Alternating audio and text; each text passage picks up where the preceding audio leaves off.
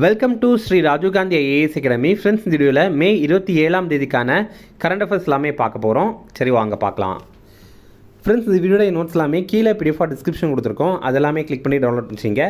அப்புறம் நம்ம Telegram group லிங்க்மே கீழே டிஸ்கிரிப்ஷன் கொடுத்துருக்கோம். அதிலேயுமே கிளிக் பண்ணி ஜாயின் பண்ணிங்க. நம்முடைய டெலிகிராம் குரூப்பில் கரண்ட் அஃபேர்ஸ் குயிசஸ் நடத்திட்டு வரோம். நீங்களுமே ஜாயின் பண்ணி அட்டன் பண்ணிக்கலாம். ஓகே, சரி வாங்க பார்க்கலாம். ஃபஸ்ட்டு, இந்தியாவில் சட்டவிரோத குடியேற்றத்தால் மக்கள் தொகை மாற்றம் குறித்து ஆராய யார் தலைமையிலான குழு அமைக்கப்பட்டது? இதற்கான ஆன்சர் பிரகாஷ் பிரபாகர் நவ்லேகர். இப்போ பார்த்திங்க அப்படின்னா, நம்ம இந்தியாவில் சட்டவிரோத குடியேற்றம் மற்றும் பிற இயற்கைக்கு மாறான நடைமுறைகள் மூலமாக மக்கள் தொகையில் மாற்றம் ஏற்பட்டிருக்கு. இது குறித்து ஆய்வு செய்கிறதுக்காக உச்சநீதிமன்ற ஓய்வு பெற்ற நீதிபதி தலைமையிலான ஒரு உயர்நிலை குழு அமைத்திருக்காங்க. இதை மத்திய அரசு தான் அமைத்திருக்காங்க. யார் அந்த உச்சநீதிமன்ற ஓய்வு பெற்ற நீதிபதி அப்படின்னா பிரகாஷ் பிரபாகர் நவ்லேகர் அப்படிங்கிறவர் தான். அவர் தலைமையில் தான் இதை அமைத்திருக்காங்க. அடுத்தது, குவாட் கூட்டமைப்பின் வெளியுறவுத்துறை அமைச்சர்கள் மாநாடு தற்போது எங்கு நடைபெற்றது? இதற்கான ஆன்சர் டெல்லி. முதல்ல குவாட் அப்படின்னா என்ன அப்படின்னா, இந்தியா, ஜப்பான், அமெரிக்கா மற்றும் ஆஸ்திரேலியா, இந்த 4 நாடுகளுடைய கூட்டமைப்பு தான் குவாட் கூட்டமைப்பு அப்படிங்கிறது. எதனால் இதை குவாட் கூட்டமைப்பு அப்படின்னு தெரிவிக்கிறாங்க அப்படின்னா, இந்த 4 நாடுகளையும் நீங்கள் உலக வரைபடத்தில் இணைக்கும் போது அது ஒரு நாற்கர வடிவில் இருக்குது. அந்த நாற்கரத்தை ஆங்கிலத்தில் குவாட்ரிலேட்டரல் அப்படின்னு குறிப்பிடுவாங்க. அதை சுருக்கமாக குவாட் அப்படின்னு சொல்கிறோம். ஓகே, இப்போ இதோடைய வெளியுறவுத்துறை அமைச்சர்கள் மாநாடு புதுடெல்லியில் நடைபெற்றது. குவாட் நாடுகளில் இந்தியா, அமெரிக்கா, ஜப்பான் மற்றும் ஆஸ்திரேலியா தான் இருக்கிறாங்க. இப்போது இந்த மீட்டிங்கில் இந்தியா மற்றும் அமெரிக்கா இடையில் ஒரு ஒப்பந்தம் போட்டிருந்தாங்க. அது என்ன அப்படின்னா, முக்கிய கனிமங்கள் சீரான விநியோகத்தை உறுதி செய்கிறதுக்காக ஒத்துழைப்பு வழங்குவோம் அப்படிங்கிறது தான். இந்தியா மற்றும் அமெரிக்கா வெளியுறவுத்துறை அமைச்சர்கள் இதற்காக கையொப்பம் போட்டிருந்தாங்க. ஃப்ரெண்ட்ஸ், நம்ம ராஜீவ்காந்தி ஐஏஎஸ் அகாடமியில் இந்த ஆண்டு நடைபெற போகிற TNPSC group 1 films exam test series start பண்ணியிருக்கோம். ஸ்க்ரீனில் தெரிகிற நம்பருக்கு நீங்கள் கால் பண்ணி பேசி இதில் ஜாயின் பண்ணிக்கலாம். அதே மாதிரி இந்த ஆண்டு நடைபெற போகிற டிஎன்பிஎஸ்சி குரூப் 2 எக்ஸாமுக்கான பிலிம்ஸ் டெஸ்ட் பேட்சுமே ஸ்டார்ட் பண்ணியிருக்கோம். ரொம்ப குறைந்த கட்டணத்தில் இது நம்ம வழங்குகிறோம். ஸ்க்ரீனில் தெரிகிற நம்பருக்கு நீங்கள் கால் பண்ணி பேசி இதில் ஜாயின் பண்ணிக்கலாம். அடுத்தது, குவாட் நாடுகள் இணைந்து எந்த நாட்டின் துறைமுகத்தை நவீனப்படுத்த உள்ளன? இதற்கான ஆன்சர் ஃபிஜி. இப்போ பார்த்திங்க அப்படின்னா, நம்ம பார்த்துருந்தோம் இந்த குவாட் வெளியுறவுத்துறை அமைச்சர்கள் மாநாடு இப்போது டெல்லியில் நடைபெற்றிருந்து அப்படின்ற மாதிரி. அதில் அவங்க ஒரு முடிவு பண்ணியிருக்காங்க. என்ன அப்படின்னா, ஃபிஜி நாட்டுடைய துறைமுகத்தை நம்ம நவீனமாக்கணும் அப்படிங்கிறது தான். இந்த மேப்பில் பார்த்திங்கன்னா தெரியும், ஆஸ்திரேலியா பக்கத்தில் ஒரு சின்ன தீவு நாடு தான் இந்த ஃபிஜி. அந்த நாட்டுடைய துறைமுகத்தை இந்த குவாட் நாடுகள் இணைந்து நவீனப்படுத்த போகிறாங்க. இந்த மாதிரி பார்க்கும்போது குவாட் நாடுகள் இணைந்து மேற்கொள்கிற முதல் துறைமுக உள்கட்டமைப்பு திட்டம் இதுவாக இருக்குது. இதனால் இந்த மாதிரி அந்த நாட்டுடைய துறைமுகத்தை இவங்க போய் சீரமைக்கிறாங்க, நவீனப்படுத்துகிறாங்க அப்படின்னா, இந்தோ பசிபிக் பிராந்தியத்தில் துறைமுகங்கள் ரொம்ப மோசமான நிலைமையில் இருக்குது. ஆனால் இந்த பகுதியை கடந்து தான் 60% கடல்சார் வணிகம் நடைபெறுது. அடுத்தது, பிரதமர் மோடி எப்போது முதல் முறையாக பிரதமராக பதவியேற்றார்? இதற்கான ஆன்சர் 2014 மே 26. இப்போ பார்த்திங்க அப்படின்னா, பிரதமர் மோடி முதல் முறையாக 2014 மே 26ஆம் தேதி இந்தியாவுடைய பிரதமராக பதவியேற்றிருந்தார். அப்படி பார்க்கும்போது நேற்றையோட இது 12 ஆண்டுகள் நிறைவு பெறுது. அதுக்கப்புறம் 2019, 2024 மக்களவைத் தேர்தலில் வெற்றி பெற்று மீண்டும் நம்ம பிரதமர் பிரதமராக இருக்கார். 2001ஆவது ஆண்டு குஜராத்துடைய முதல்வராக அவர் முதல் முறையாக பதவியேற்றிருந்தார். அப்படி பார்க்கும்போது இந்தியாவிலேயே நீண்ட காலம் பதவி வகித்த அரசின் தலைவர் நம்ம பிரதமர் மோடியாக தான் இருக்கார். அதாவது நீண்ட கால அரசின் தலைவர் அப்படின்னா என்ன அர்த்தம்னா, முதல்ல அவர் குஜராத்துடைய முதல்வராக இருந்திருக்காரா, அதுக்கப்புறம் நம்ம நாட்டுடைய பிரதமராக இருக்காரா. அப்படி பார்க்கும்போது குஜராத்துடைய முதல்வர், நாட்டின் பிரதமர் அப்படின்னு 2 அரசுடைய தலைவராக இவர் இருந்திருக்காரு. அதுக்கப்புறம் பார்த்திங்கன்னா இன்னொரு சிறப்பு, நம்ம இந்தியாவுடைய முதல் பிரதமரான ஜவஹர்லால் நேருக்கு பிறகு நீண்ட காலம் பதவி வகித்த பிரதமராக நம்ம பிரதமர் மோடி இருக்கிறாரு. அடுத்தது, இந்தியாவின் முதலாவது தனியார் மருத்துவ அருங்காட்சியகம் எங்கே அமைக்கப்பட்டது? இதற்கான ஆன்சர் கேரளம். இப்போ பார்த்திங்க அப்படின்னா, ஒரு மருத்துவ அருங்காட்சியகத்தை அமைத்திருக்காங்க. இதில் உடலுடைய பாகங்கள் எப்படியெல்லாம் இருக்கும் அப்படிங்கிறத காட்சிப்படுத்துகிறாங்க. இது தனியார் அமைத்திருக்காங்க.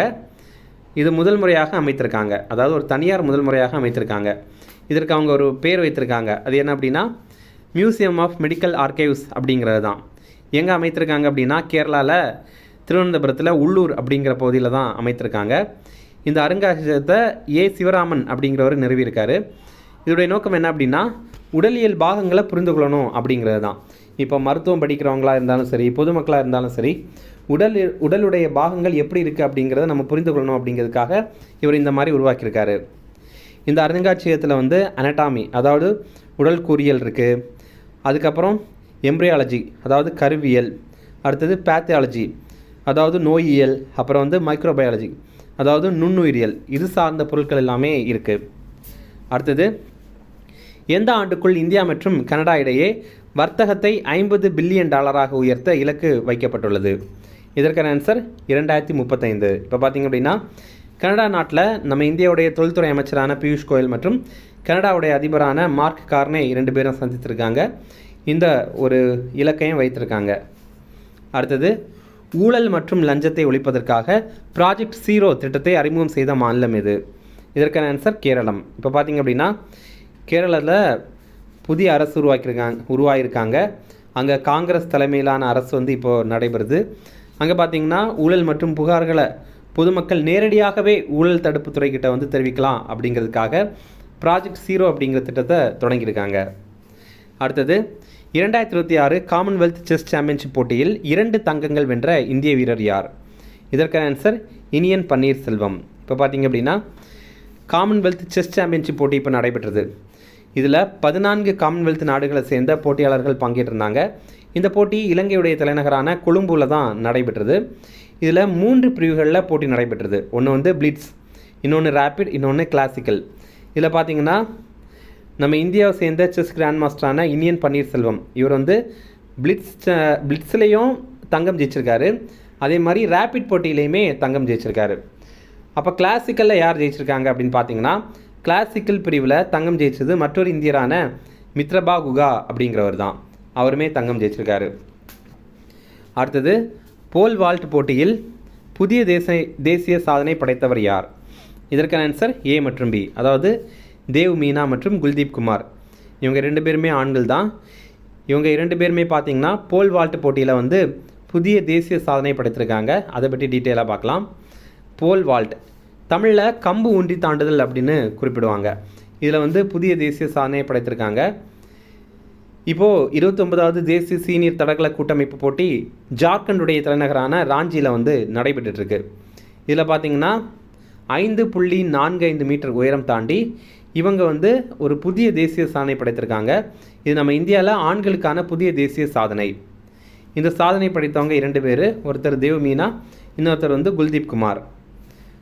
இனி ரிவிஷன் பார்க்கலாம்.